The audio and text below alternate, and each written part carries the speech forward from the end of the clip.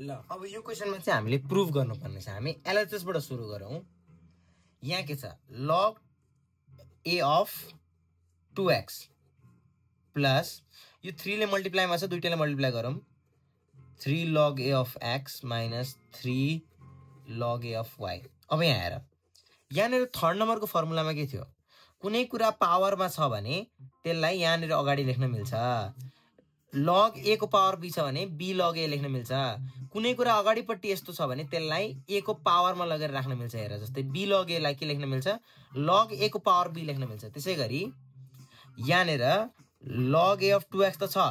अब यहाँ हेर, 3 log a छ नि, यो 3 लाई x को पावरमा लगेर हाल्दिने, log a of x को पावर 3 माइनस, अब यहाँ पनि यो 3 लाई लगेर y को पावरमा हाल्दिने, log a of y cube.